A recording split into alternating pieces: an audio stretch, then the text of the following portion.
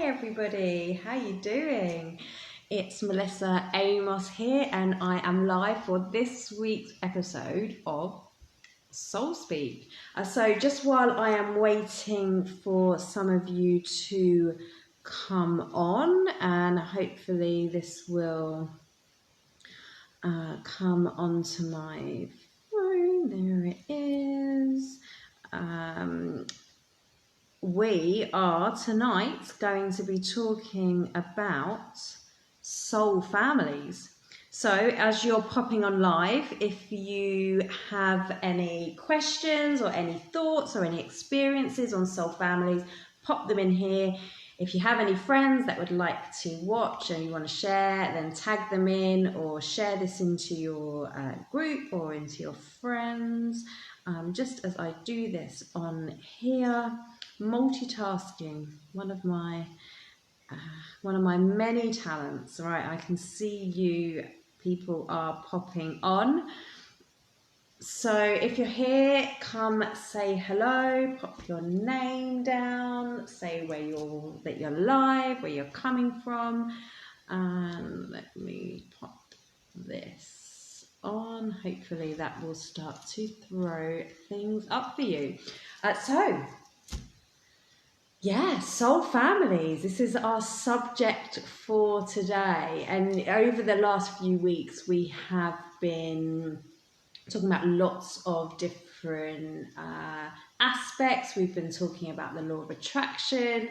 And I don't know, there seemed to be, we're talking about past lives and where they've come in.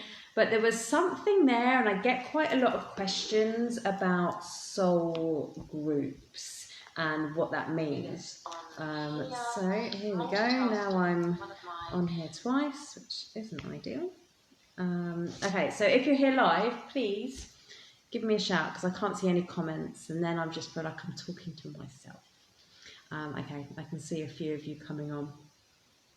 So while I'm waiting, I'm Melissa. I am an Akashic Records reader. I have read hundreds and hundreds of past lives, and there have been lots of amazing information has come through about how we move together and how we work together, and maybe why we incarnate. So tonight is going to be more of an inquiry session, a discussion. I'm not ever going to ever claim that I know everything about everything, but I would open to suggestion and discussion. So I can see Bobby, I can see Kerry, I can see a few others coming in. So please drop your questions here and we will get started. Right, I'm going to turn the phone off because that sounds good. So what do I mean when I talk about soul families? I want to say that I'm not talking necessarily about your physical family, your mum, your dad, your brother, your husband, your wife, your kids. Because for me, our soul family goes a lot further than that.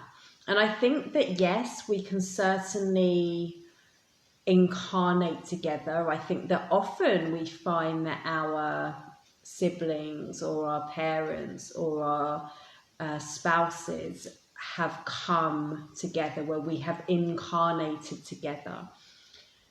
But I think that it goes further than that. I think that it's not as simple as I choose to incarnate over and over again with the same people at the same time. That's my belief. You tell me if you think different. Maybe, you've got a child that, hi Sarah, maybe you've got a child that, when they were born, you're like, I have met them before. Maybe you have a sibling where, the relationship is different. Or maybe even you met a friend once and you're like, we've known each other in another life for absolutely no reason apart from a feeling in there. So that's what I want to explore today. Where did that come from? What are we tapping into there? Is it even true? Why are we incarnating together? Are those soul families the ones that are here for those light and bright experiences? Or maybe It's the ones that are harder relationships that are part of that. I don't know. We will find out. Hopefully by the end of this hour, we will have found out some of those things. So here's what was given to me when I was sitting with this information and the hi catcher, and when I have, been in that void, that space of that in-between life realm. This is what was shown to me. That I think we come together as pods. We kind of have these pod energies where I might be in a group, let's call them a group, with, who knows how many. It's funny that when I've seen it, it's always come to me as around 7 energies. But I think that really that's more people. Maybe it's 7 spirits, but they incarnate as different souls. I don't know. But I see that we come through in these pods.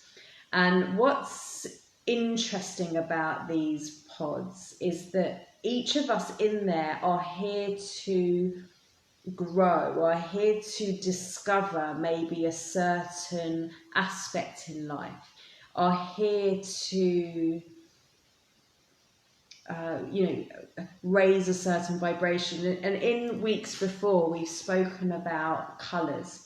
So maybe we can imagine that each of these pods is a different colour in the spectrum, that we go from, the dark, blacks and browns, and up to the, the violets and then up to the whites. And that here we are in this huge spectrum, all these teeny tiny pods, and these pods are coming to incarnate here on earth so that we can grow and move and maybe bring more light into our unique vibrationary level so that we can move up through this, I don't even want to call it hierarchy, but we can move up through this progression. Now, this isn't saying that one is better than another or one is even more enlightened than another. It's more about the, maybe the traits, the experiences, the emotions, the understandings, all of these elements that we have, that we're growing together as a group. Sarah said, I think we have made a contract with our soul family before incarnation. Yeah, absolutely. So this is what I think about the groups, that our groups are here and we can go, okay, as a pod, as a group together, our mission over the next, and humour me about time, but our mission over the next, 100-year period is to move from here to here. So how can we come down and incarnate? What lessons are we wanting to move through? What karma that we have maybe picked up along the way are we ready to let go of or forgive? What experiences do we have so that we can move on to our next level? What energies can we bring down to earth so that earth can therefore ascend to that next space? And we make an agreement with the people that we are with, the people, the energies, the spirits that we are in this group with, to go, okay, you know what, I'm going to come down and incarnate, and that's going to be my job here, based on my experience, based on my, my Akash, my records, my past life experiences, based on my vibration, based on my potentials, based on, this whole realm of stuff that's going on. I'm going to come down here too. And it might be that those 7 around you are like, well, I will come down as your father who is, who brings you certain challenges, or as your teacher who encourages you in a certain way, or as your boss who made your life hell for 20 years. Not because they're evil or bad, but so that we can come and be and grow in those situations. That's what I think. And have we made that contract? Yes. I think that we've come down and said, you know what, I'm going to come here and play that role. Not because I'm bad, but because maybe I have the experience and the talents and the understanding to do that. And so I can come down and I can really help you with that mission that you're going through. But for me, that's maybe different to a soul family. For me, this is a group. This is my, I don't know, like you could imagine them as like your university pals. You're all here learning the same course and you're going through it at your different levels. And you are here specifically to move through a vibrationary alignment. That's one thing. Does that make sense? Hopefully that makes sense. So for me, that's your soul group. And I think that, like I say, how it's always presented to me is there's been around 7 of us in this pod, and that's how it looks to me. And, you know, some of us might choose to stay up there. Yes, the story of the little soul, it's amazing. Do you know what, Kerry? One of my friends wrote a poem about it, and it's amazing. And I was going to bring it, and then I forgot. So maybe I'll share it if she'll let me another week. I've lost my train of thought.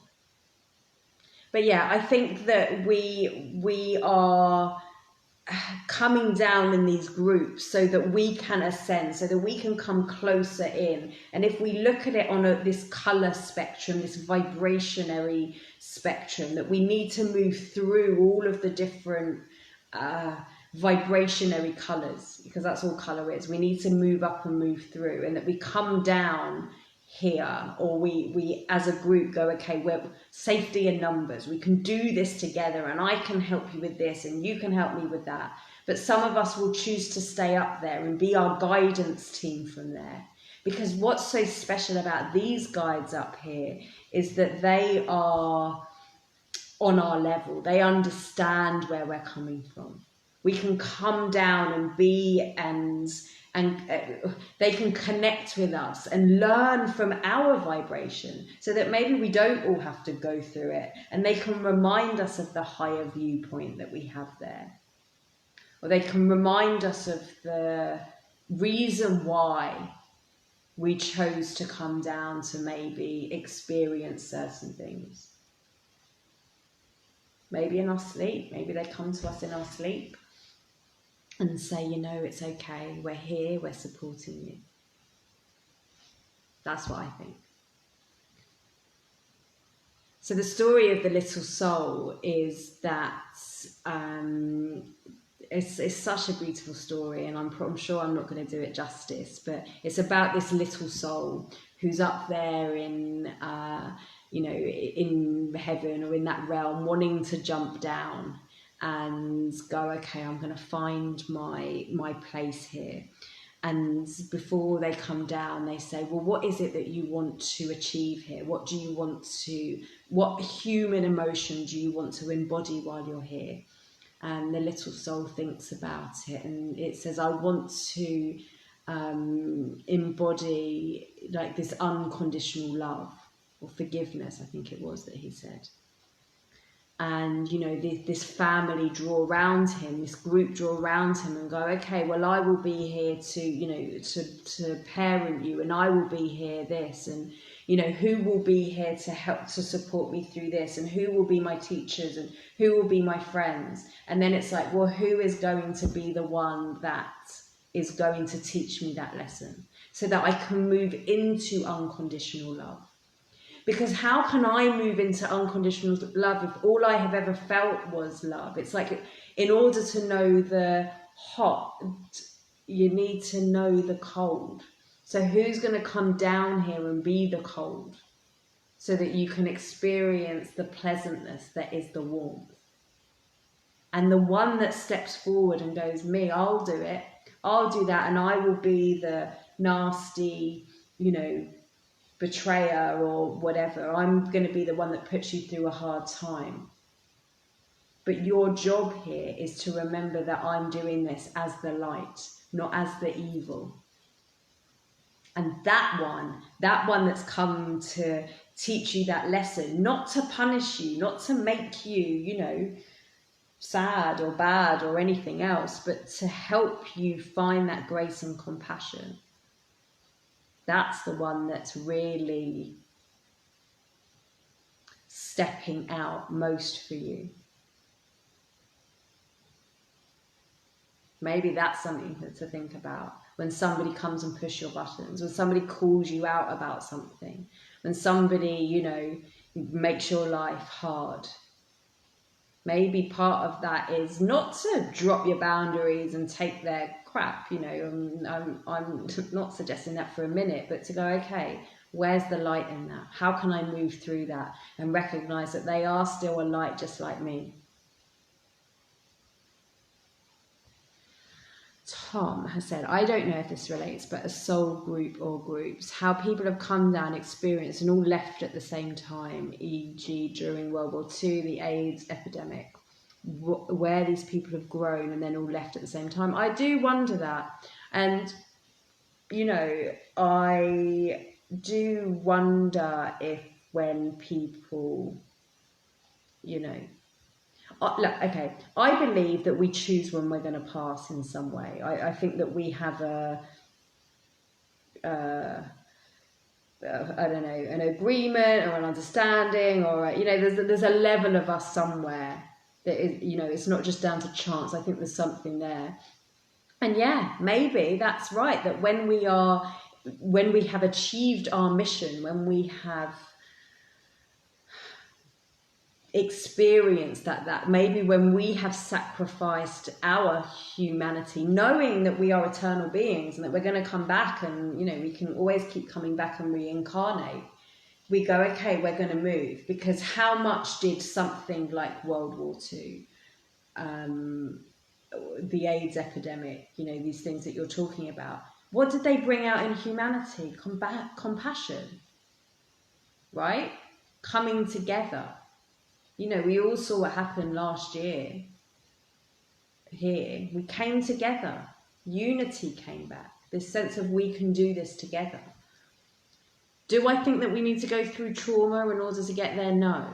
But you know what? That is what we've experienced for centuries and centuries and centuries. But we're moving through that. But that is another discussion. So yes, I think that maybe when there's these kind of mass exodus off Earth, that maybe that is a soul group going and say, okay, our work here is done. Let's go back there and refresh and experience that light from that higher level with all of this understanding, receiving that healing, that light, that grace that we get when we're there. So then we can incarnate and come back down again with a new viewpoint, with a refresh, to help us move through perhaps the trauma that we experienced because we went through World War II or the AIDS epidemic. Who knows? But then that leads on to the soul families. Because for me, that's something different. For me, that is that, what we experience maybe as karmic relationships. When we meet that person and we go, oh yeah, I know you. Or, you're sitting, there's people here on screen who maybe have never met before or wouldn't have met in other ways, but you come together in a group. And suddenly you feel like you're at home. You feel like you're with people that are speaking your language. You feel that when you were in your home life, that you were the alien, that, everybody was eating a certain way or dressing a certain way or have these certain political or social or environmental beliefs. And you were there like, no, this doesn't resonate. This isn't part of me. And then through your life, and as you move through and you step more into yourself, you start to meet people who hold that same vibration as you, who go, yes, I understand you, who maybe, not necessarily eat and sleep and whatever the same as you, but have that understanding. And maybe those were people that you experienced love in your past life with. Maybe those are the people that you experienced that brotherhood or that unity with. That no, they're not here to necessarily teach you those harsh lessons, but they're people that you had an experience with, that when you then connect with them in lives, in later on in life, or, in certain parts of your crossroads, that they awaken something in you. Even if that awakening is just, I feel at home, there's other people there that understand me. And isn't that nice to know that there is a group of people whom you loved and whom you developed with and growed with and experienced wonderful things with, that are out there living their own life, going through their own soul lessons. But eventually, if you step up and be in your vibration, break away from that societal confines that you never felt at home with because they weren't part of your blueprint. Yes, they might be your genetics, or they might be your, genetic heritage, but they're not part of your soul growth. Maybe it's time for them to feel at home. Kerry said, I agree. I think prominent people in our earth life are forever evolving as we are. We reappear and our roles are different positions in our life, e.g. mum can be sister or grandmother or daughter. Yeah, I think that. So I think that we have this kind of soul tribe, if you like, that are there, and that they will come and go in different guises and in different shapes, and some will be just for a moment, some will be for a long time, some will be just for that passing thing. But then it comes into this karmic relationship, which is where it all gets really quite juicy, I think. So what's that about? For me, that's when we experience something with somebody, where it might be, I don't know, a trauma. It might be something where we wronged somebody in a past life, or where we made a vow with somebody. You think about Romeo and Juliet and that story. There is no way in my mind that they didn't come back to try and resolve this messy, tragic death that they experienced, with those vows and those promises they made to each other. I will love you for eternity. I will love you forever. We are making this eternal contract. We are making this vow come in and bind us. You look at quantum entanglement theory, and what does that say? That once touched, we will forever influence each other. Now add that, this emotional push, this force, this emotional force that says, I will forever be that person for you. I will love you forever. Or even that one that makes you say, I will never trust again. You did this to me. That one that you promised to always or to never.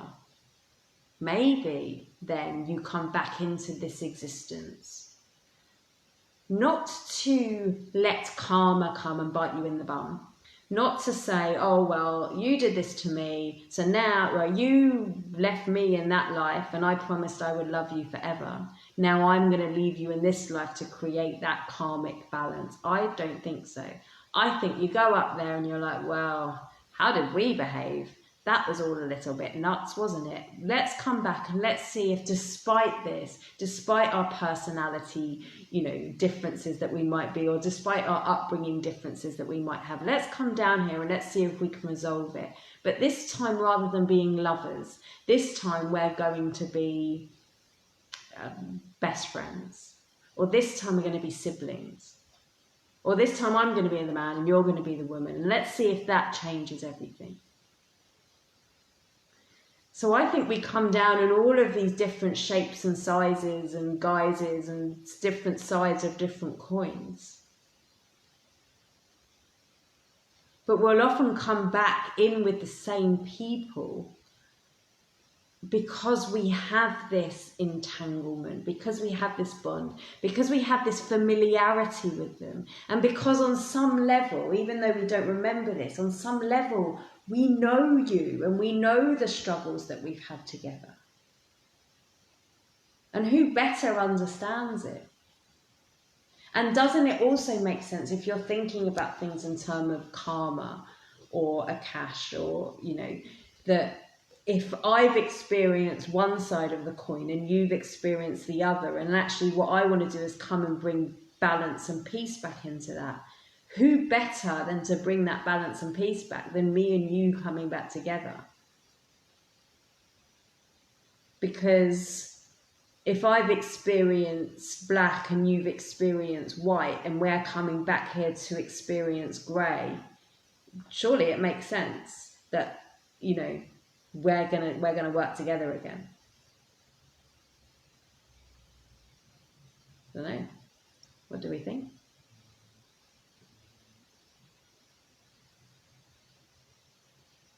For me, I don't think it's as easy as, you know, X and Y. I don't think it's as easy as flipping from one role to the other, because I think that ultimately we have our individual journeys and our individual karmas and our individual experiences that all sit there in our Akashic record. That we have our own personal agenda, is that the right word? We have our own personal reasons for being here, but essentially we are all part of a huge macrocosm. We're all part of this universal entity where we're all growing together, which for me then means why it doesn't make sense that if I experience this and I do this to you, that the flip side is, well, now I'm going to experience this and do this to you. Because then who's growing? Nobody. You're just in this loop, going round and round in circles, which doesn't help. It doesn't raise any vibration, does it? So for me, that soul family gives us that familiarity. It gives us that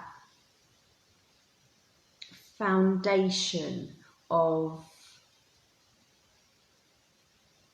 being ourselves, being true to who we are.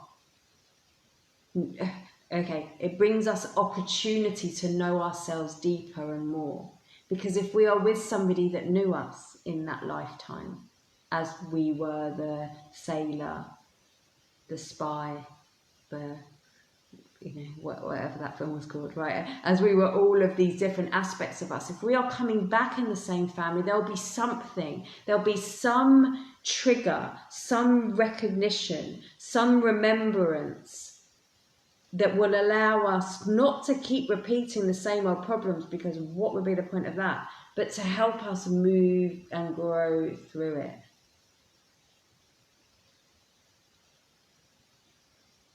But let's get out of the thought that we're limited by, well, there's, you know, 10 key people in my life, for example. You know, the mum, the dad, the grandparent, maybe the children, the spouse, and that teacher. You know, say that, you know, there's 10 people. Don't think that all we ever do is reincarnate with those same 10. I don't think so. That feels too easy for me. Because actually, as I grow from my pod or from my bubble, and I'm like, okay, I've experienced that. Now I am lighter and brighter and bigger and more expansive. Now I am opening up opportunities for more. So now maybe this is when my soul tribe becomes bigger. This is where my sphere of influence came from being just those 3 or 4 or 5 or 10 people to now becoming, 15 or 20 people, or then to 200 or 500 people. Why would we be limited? I don't think we would.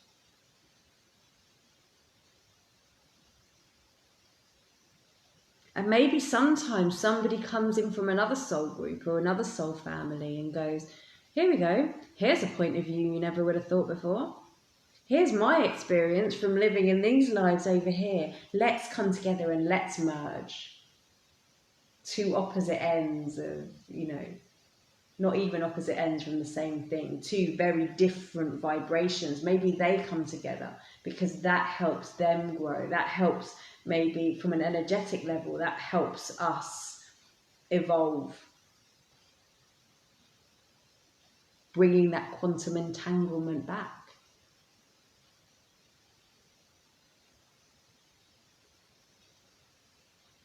That makes sense to me. Okay, this wants to come in about animals. You've heard it, right? That people have had a pet. And then years later, that pet comes back, after he's passed. Years later, you get another dog, or now you get a cat or a budgie or a fish. And there's something about that budgie or cat or fish that reminds you of the dog that you had once before. And you just know that it's them in some way. But my question is, are they part of our soul family? Could my dog have been my grandma? I don't know, for me,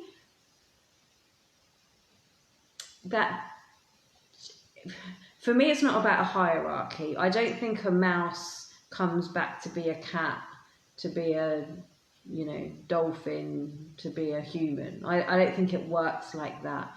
For me, I think that the dog or the cat has a soul. But where it comes into this reincarnation loop, where it comes into this past life, experience, is when it touches a human. I think that there's something about the human consciousness that brings it into maybe our soul family. That there's something in that relationship that awakens something in them. That does the lion on the plains come back and reincarnate as another lion or as something else? I'm not entirely sure, but what I do think is that when our consciousness, because humans are very unique in consciousness, when our consciousness comes into contact with an animal, it awakens something in us. Just like when we come into connection with an animal, they awaken something in us. And I wonder if that is what brings a dog or a cat or a horse or anything into our soul group.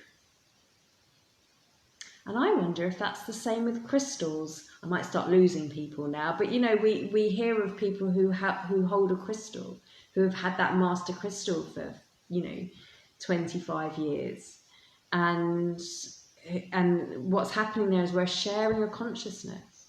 Maybe in the next life or the one after, that crystal and that person become reunited. Does that mean that a crystal has a reincarnation cycle? No, but there's something there about when the human, when the soul comes into contact with an energy like that it awakens something in them. It creates that bond. And maybe it's the human consciousness that brings that together. I'm thinking out loud here, but for me that makes sense. And this isn't about humans being better or more important. This is really about our level of consciousness. Because what does an animal do? Or what does a crystal? Well, let's talk about animals, because I'm not really comparing animals to crystals. But, you know, you come into contact with a dog or a cat. You know, I was looking at, some of you know, I was looking after my brother's cat for a week. And this little kitten. And you look into his eyes and he just has this unconditional love and trust. You know, he's following me around the house and he's, you know, just coming in for a cuddle, and he's not worried about, you know, being rejected or being this. It's just this unconditional. And what did that awaken in you as a you know, as somebody who's coming into contact with those animals? It awakens that love that wasn't there before. It might have been there before, but it wasn't expressed before. And there's something there about when we express that awakens something in them that brings it to us. Just like a crystal can be sitting under the ground and it will have a pure vibration, and it will be bringing that healing and that resonance into the earth and into the plants and into the animals that it's there. And then it gets taken from the ground and it comes into you know, a human's contact. And what do? We work with it, we attune to it, we program it, we bring heat, we encourage energy coming through it. We have this reciprocal relationship where this crystal is bringing me healing, but I'm also bringing something to this crystal that it didn't have when it was in the earth. Do the crystals need me to make it better? No, the crystals are doing the job. But when we come together, when my consciousness, when the human consciousness, this you know, a conscious being, which is what we have, which is, you know, unique to humans, this level of consciousness, when we come together in it, we create this bond. And maybe in some way that is, I don't want to say forever, but that transcends through lifetimes. Maybe, baby.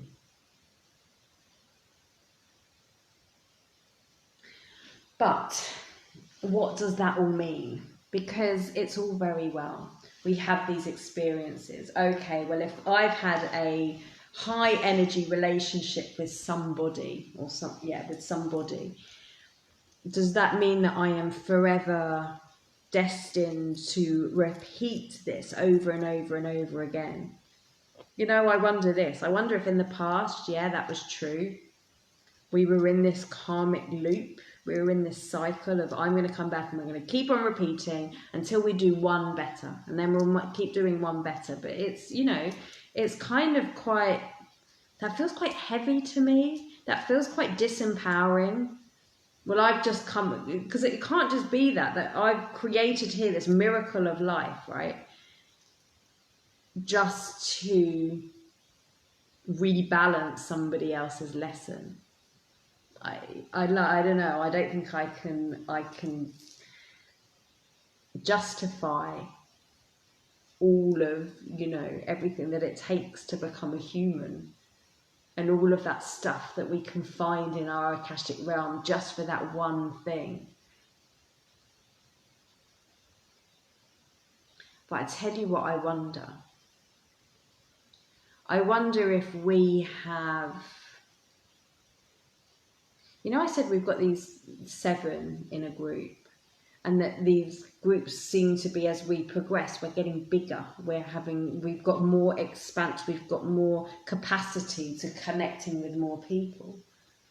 I wonder if there's been something there that has maybe kept us apart. You know, there's this whole thing, isn't there, about this separation, and that we very much live in a society where things are separate. I am separate for you. This is all about the me, you know, and we can look at everything and it can prove that. And there's so many things out there which prove to us that we're separate.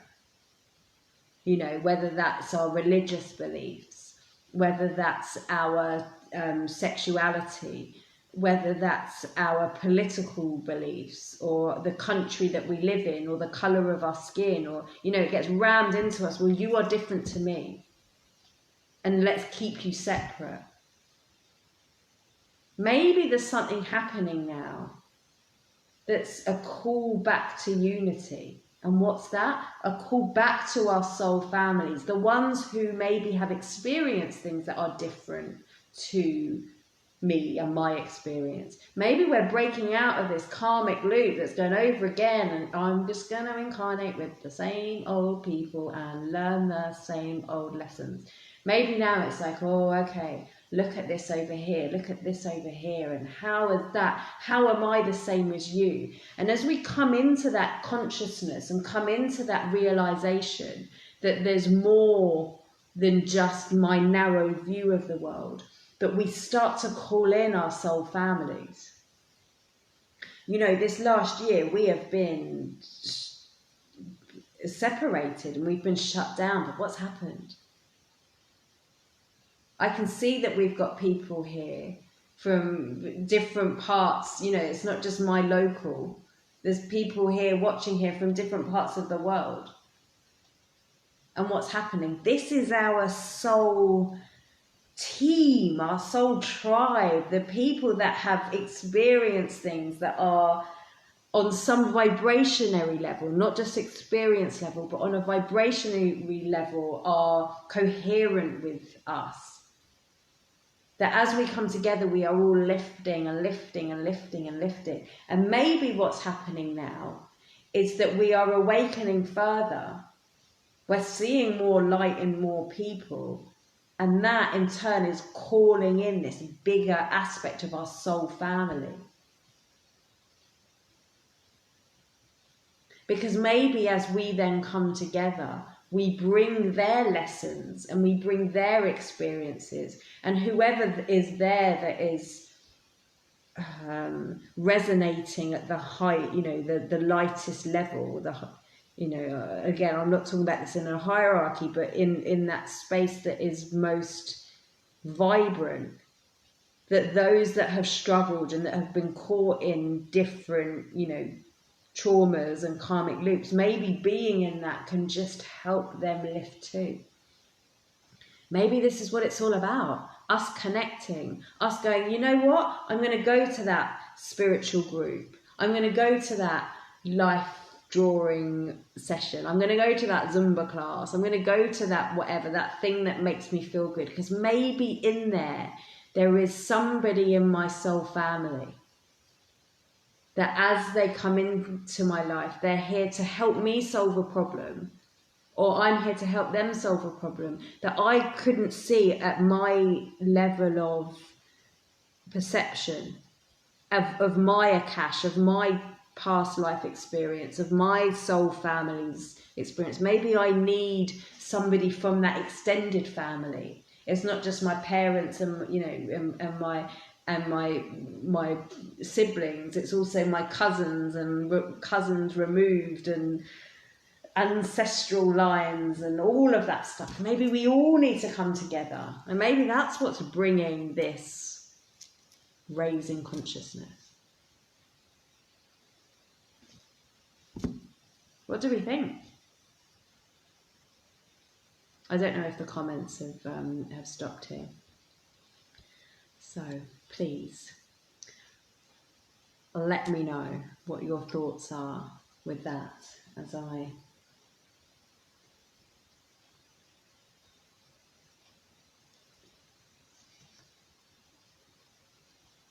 listen to this. It's my yogi tea. Every experience is a guidance in your life. Your response determines the quality. If I'm always coming from the level that I know, then what's my way out? If I'm always responding just from my point of view, just from my limited experience, because think about how many experiences, how many potentials there are in the world, how many different ways of viewing and experiencing and understanding things there are. If I'm only ever with the same 5 people, where's the growth in that? Yes, I can work through that with them, and I'm not denying that. I definitely think that we work through these different aspects and these different, karmas or these different experiences that we've had together. I think that's part of it. But let's come out of this limitation.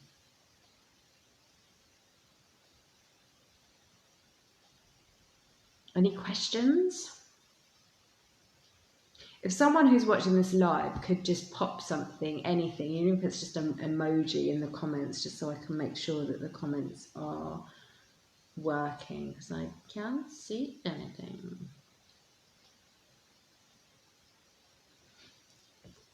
Otherwise, oh, here we go. No, I can't see. So if anyone is commenting, well, thank you. But I actually can't see it on here. So I'm just going to keep on going, assuming that you don't have any questions.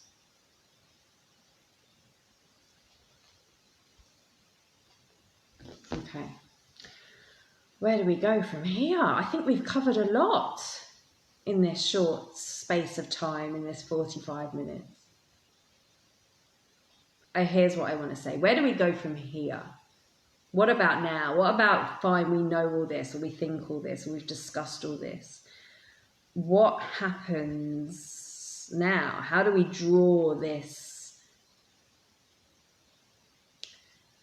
group, this understanding into us? How do we know? How do we recognize who is in our soul family? I think part of that challenge is to acknowledge it. When you meet somebody, you're on a course, or you're in a friends group or something, and then there's just that somebody there that you feel something that you can't quite put your finger on, or you get that, have we met before? And they go, oh, I don't know, and you're trying to find it out. Maybe it's a case of just acknowledging, maybe we were together in a life before. And if you're acknowledging that, it's then asking that question, well, why have we come together at this juncture, at this point? What do we have to remind ourselves of this? How can we work together now so that we are evolving further than we did in the last life? How can we expand our reach? And I wonder if it is simply the acknowledgement and the understanding that we have, perhaps against all odds, with the 7.8 billion people there are in the world, that you have come into this time and this place and, in this small room, in this small gathering, and here we are together. Maybe it's the acknowledging of that will awaken something in you, that will remind you of some of the experiences that you've had together. Maybe it's a case of being that brave person and going, well, should we keep in touch? Or, these people, there's a few of you watching here now. Maybe it's like, okay, well, let's connect. Maybe there's something there. And then you find that you can have a conversation, or that you can have 2 different points of view. This is it. You can have 2 different points of view of something, but yet you can still honor the other person's. It's not a case of, no, you're right, I'm wrong, and I'm going to be here to make you see my point of view. Maybe part of this is to go, well, here I am with this. These are my, political, religious, or past life beliefs. And I'm going to put them out, and you can take them and find out how true that is for you. And then you can bring them back to me. and I can find out how true that is for you, and maybe there's something there that's going to awaken a higher perception. And even if it doesn't, even if you're like, I do not resonate with any of that stuff, by acknowledging that that person is still that divine light being, that maybe you decided to come down here and have that conversation so that it can trigger something in you, not so that you can then go on a rampage to self-destruction, but so that you can just take yourself out of that human ego for a moment and go, oh, I might not agree with that. That might not sit in with my values. But he is coming from the best place that he knows.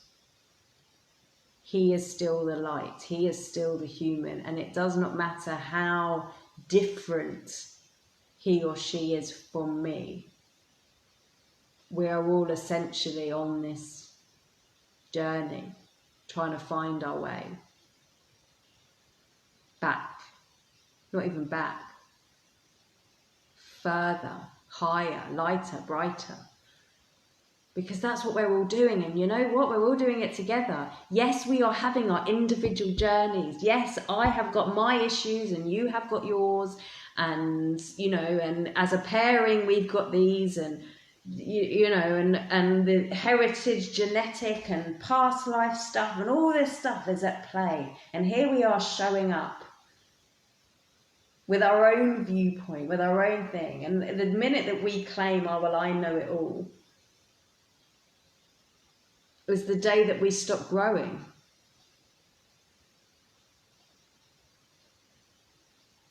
And maybe there's somebody here, whether you like them or not, that you can still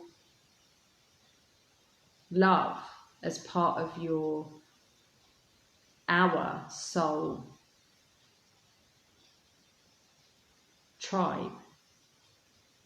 And let me say this is not about my soul tribe and your soul tribe and I'm different. It's not that. Maybe we're all one of the same big one. We just have these little pods which then grow. That feels good for me. I've not thought about that. That feels good for me, that we are constantly bringing in more expanse into that space.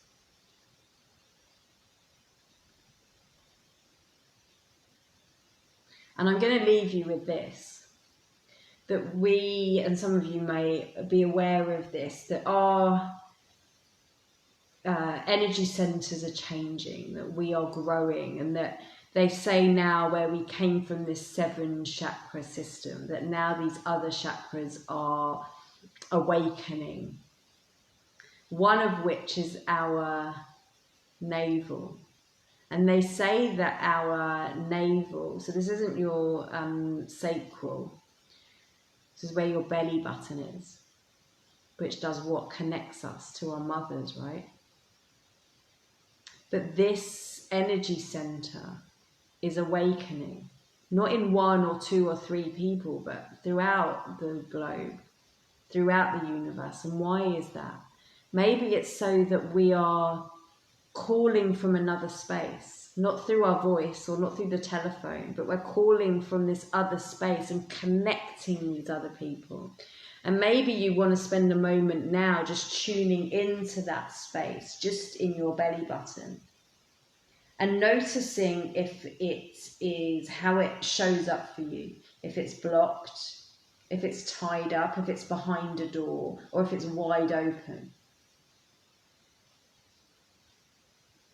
Maybe that can show you if there are any judgments, or if there are any fears, or if there, well, I will let that one in, but not that one. And no, I'm not saying let in everything and throw down your boundaries, because we need certain boundaries. But perhaps with that intention that I want to bring more love into this world, that I want to grow, that I am open to different viewpoints that will help me with my growth, that will help the planet with its expansion, that you can just imagine that center, that navel opening out and like strings of light calling out to your soul family and going, I am here and I'm ready to grow. Are you too? So try that now. Bring that in. Allow that to be. Yes, keep your boundaries. Keep your psychic shields up. But hold that intention that you are connecting to those that are for your greatest soul growth, your greatest evolution. And then be open to love and to forgiveness and to understanding and to grace and to leveling up to that different point of view that might be very different. Because I'll tell you something, the beliefs I had even 6 months ago are completely different to now. Even the beliefs perhaps that I had an hour ago before I started this broadcast, maybe they've changed. Why? From an openness to understanding. And maybe that's part of it. Maybe our soul groups and our soul family are all here to help us come to a more compassionate level. And maybe their mental will be different, because ultimately we're all the same. What's that? We're all here to experience safety and love and understanding and acceptance. And you know the best way to achieve that is to show that out. And then you will find your soul family.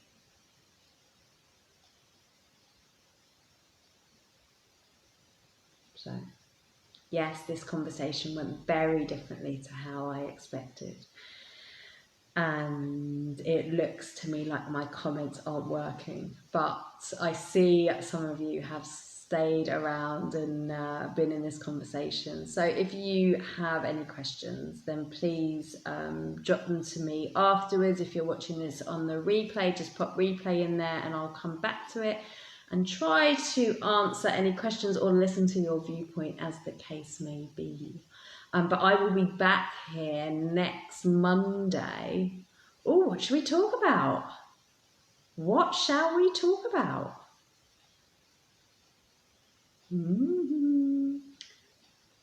Should we talk about the Akashic Records? You know that's my favourite thing. Should we talk about that? Maybe we should. If you have any suggestions or anything that you would like to discuss, then please, my comments aren't working, but please drop me a messenger in here. And I will see you as always, 7 o'clock UK time, Monday, live on my Facebook page. Otherwise, enjoy your week and enjoy connecting in with those beautiful soul sisters, brothers, and everything in between.